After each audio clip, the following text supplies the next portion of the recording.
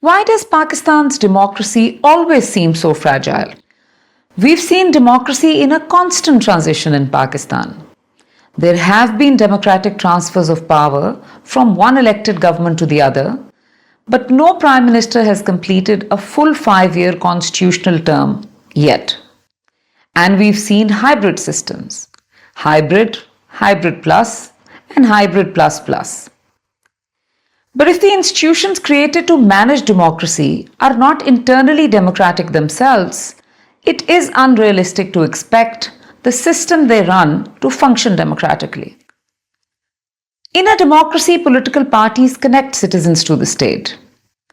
They organize interests, recruit leaders, and mobilize voters. Political parties then provide choices in elections by identifying, training, and fielding right candidates for public office. They hold governments accountable. Parties channel political competition peacefully. In essence, without strong political parties, citizens eventually lose faith in the democratic process. Most political parties in Pakistan are neither robust nor organized institutions. And that is because our parties lack internal democracy and organized processes. Before I explain why I say that, let me briefly share what governs party formation in Pakistan. Freedom of association in Pakistan is guaranteed under Article 17 of the Constitution. In addition, the Elections Act regulates party formulation. Under the law, every political party seeking or holding enlistment with the Election Commission has to fulfill certain requirements.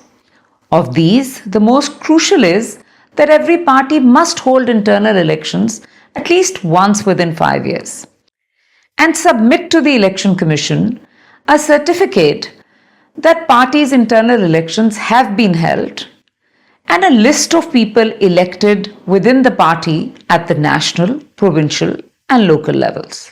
However, since this legal requirement originated under the military dictatorship of General Musharraf, political parties in Pakistan merely go through the motions of holding internal elections.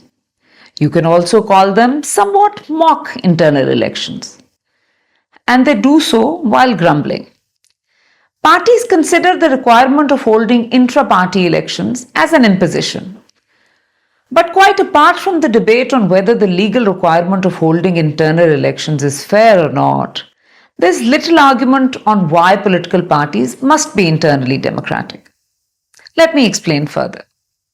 However flawed the system of democracy is, it is the only system that has been known to allow a peaceful transfer of power from one elected government to the other.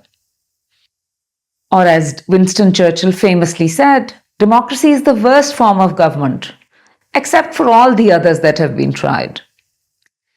Since the early practice of modern representative democracy in the 19th century, political parties in mature democracies evolved as the institutional engines that drive democratic competition.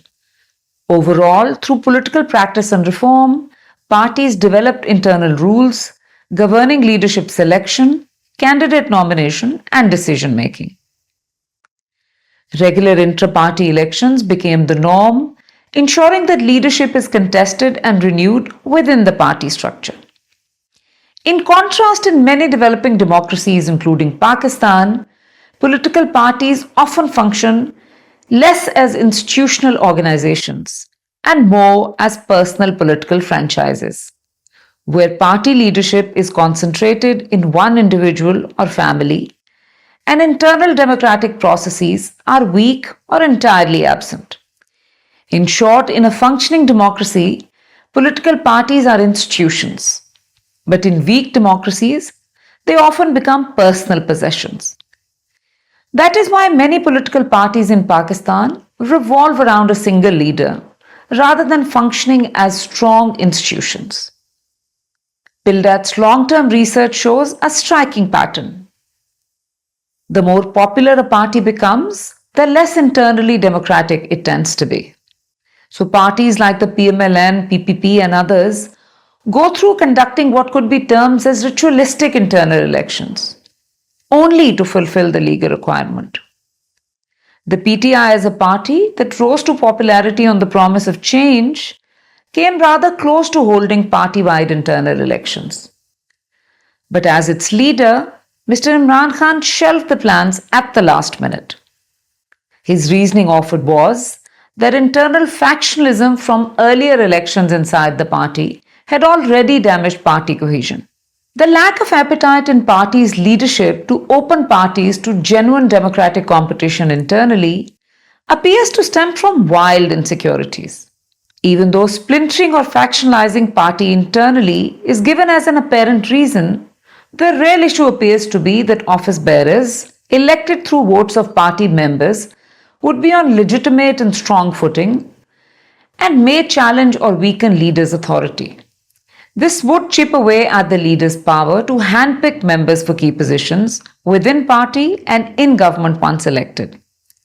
In fact, this is the precise reason why no party in Pakistan has ever really tried to set up shadow cabinets while in opposition, fearing those appointed to shadow cabinets may expect same portfolios and ministries would be given to them once that party is elected to power.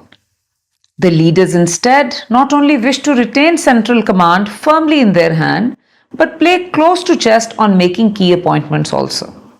No surprise then that the parties once elected to power relegate policy planning to bureaucracy, both civil and the military, instead of developing internal policy capacity of their own political parties.